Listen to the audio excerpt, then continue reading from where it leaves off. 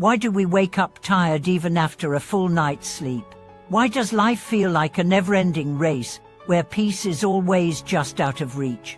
Welcome back to the channel. I'm truly grateful you're here with us today. In this video, we are going to talk about something that weighs on countless people every day. The feeling of exhaustion, not just physical fatigue, but the deep soul weariness that no vacation can fix. Let's be clear, we live in an age where we have more conveniences than ever, yet we are more tired than any generation before us. What's really draining us? Could it be that the real burden isn't what's on our schedule, but what's on our hearts? Could it be that we are carrying invisible weights we haven't learned to release? Today, we are going to explore 4 things that may be quietly draining your spirit, and how letting go of them can bring back the lightness and clarity you've been searching for. The first is attachment to control. Most of us have been taught that to be successful, we must be in control of our careers, our relationships, our image, our future. We plan every detail, micromanage every outcome, and when things don't go according to our blueprint, we panic. But here's the truth: the more we try to control life, the more we suffer. Control is a form of fear. It's the fear of uncertainty, the fear of chaos, the fear of losing what we think we need. But life is not a machine, it's a mystery. And mystery cannot be managed. I once met a woman who had planned her entire life down to the dear marriage, kids, career, retirement. But when her husband unexpectedly passed away, her entire world collapsed. I realized, she told me, that I had never prepared for anything I couldn't plan. In that space of loss, she began to discover something more powerful than control: surrender. Surrender doesn't mean passivity. It means trust. It means you stop fighting the current and start learning how to swim with it. When you let go of control, you open the door to peace, because peace isn't found in perfection. It's found in presence. The second weight is resentment. Resentment is like drinking poison and hoping someone else will suffer. It eats away at your peace, day by day, word by word. Maybe it's someone who hurt you years ago. Maybe it's a betrayal that left a scar. Maybe it's the anger you hold against yourself for a mistake you made. Whatever it is, holding on to it is like carrying a burning coal in your bare hands. One man I met held resentment against his father for over 3 decades. His father had abandoned the family. He told me, every time I succeed, I imagine telling him, "You were wrong about me." I asked him, "What would happen if you let that story go?" He was silent. Then he said, "I don't know who I'd be without it." And that's the tragedy. Sometimes we carry pain so long that it becomes our identity. We don't know who we are without the anger. But healing requires that we find out. Forgiveness isn't saying what happened was okay.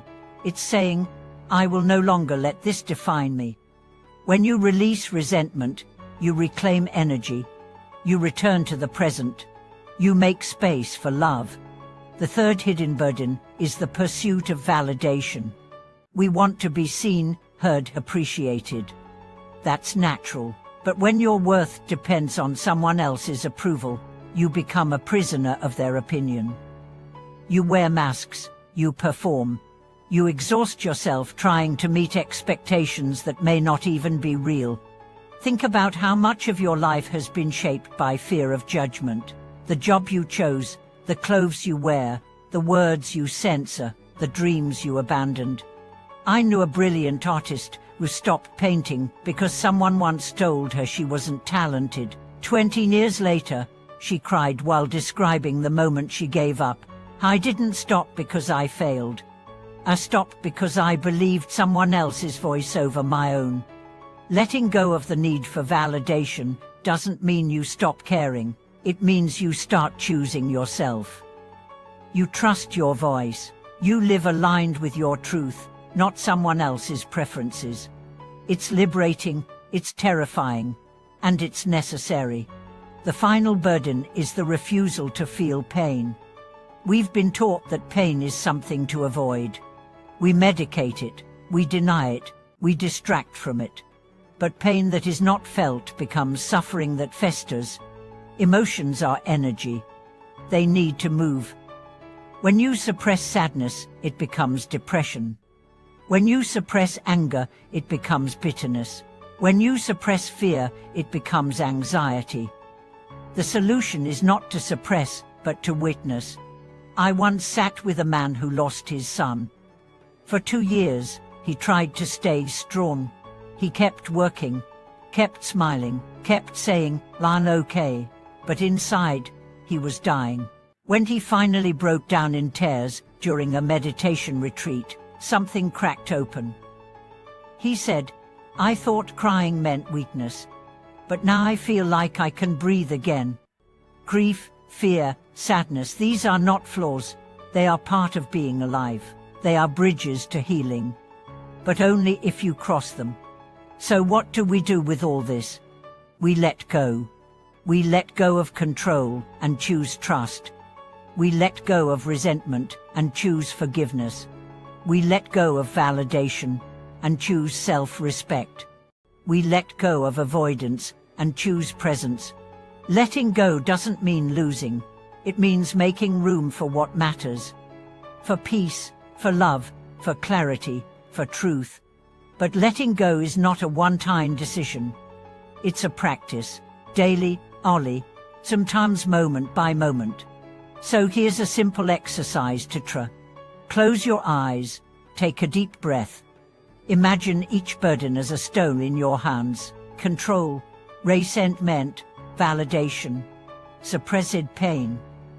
One by one, visualize placing them down beside you. Feel your body lightening, your breath deepening, your mind clearing. Now say to yourself, "I choose peace." Say it again and again, until your heart believes it. You are not meant to carry everything. You are meant to be free. If this video resonated with you, please share your reflections in the comments. What have you been carrying? What are you ready to release? Your story may help someone else find the courage to let go. Don't forget to like, subscribe, and share this video with someone who needs to hear this. Thank you for watching this video. See you in the next one.